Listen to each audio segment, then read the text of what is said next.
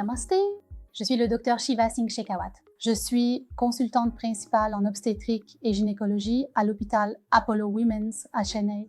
Parlons aujourd'hui de la périménopause et des stratégies de prise en charge associées.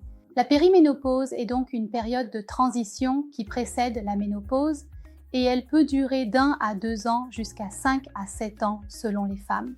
Certaines personnes peuvent ressentir de fortes sautes d'humeur dues aux changements hormonaux. Il peut y avoir des bouffées de chaleur qui vont et viennent.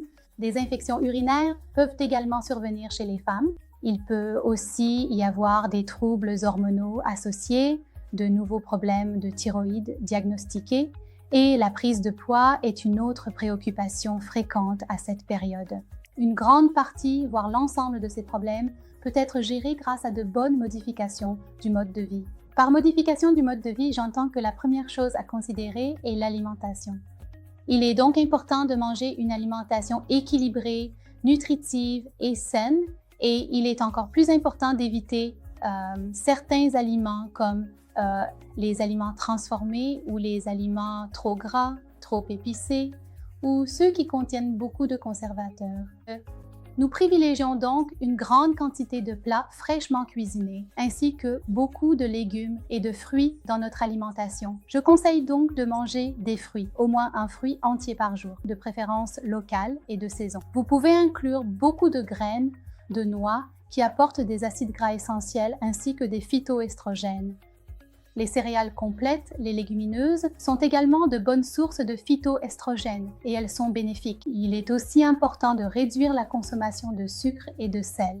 L'heure à laquelle vous mangez est également très importante. Veillez donc à prendre vos repas à l'heure, en particulier le dîner. Si vous dînez tôt, c'est vraiment formidable. Les dîners pris tard le soir sont les plus grands coupables, croyez-moi. La deuxième chose sur laquelle j'aimerais que tout le monde se penche, c'est l'activité physique, la partie exercice. D'une part, il est important d'être physiquement actif au quotidien dans le cadre de sa routine. Et d'autre part, il faut intégrer une forme d'exercice dans votre routine quotidienne. Donc l'exercice peut à nouveau inclure du cardio, une partie d'étirement et de flexibilité, ce qui englobe des activités comme le yoga et le pilates, ainsi que de la musculation. Soulever ses petits poids à la salle de sport aide beaucoup, surtout pendant la périménopause et la ménopause. Cela permet de maintenir votre masse musculaire et de préserver, vous savez, votre densité minérale osseuse. Et la troisième partie consiste à suivre une bonne routine, à se coucher à l'heure, à s'accorder 6 à 8 heures d'un bon sommeil nocturne et pas seulement à faire des siestes pendant la journée.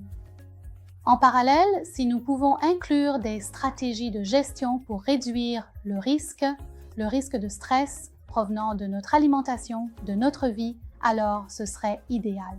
Le stress est, de nos jours, comme une présence perpétuelle partout, mais il peut être géré en s'accordant du temps pour soi, en gérant mieux son temps, et probablement avec un peu de yoga ou de méditation.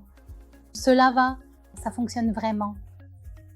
Donc, chaque fois que vous ressentez une quelconque perturbation de votre humeur, de votre santé, que vous vous sentez déprimé, léthargique et que vous sentez que vous n'êtes pas en forme, pas vous-même, c'est à ce moment-là qu'il faut probablement examiner votre routine, votre alimentation, votre activité physique.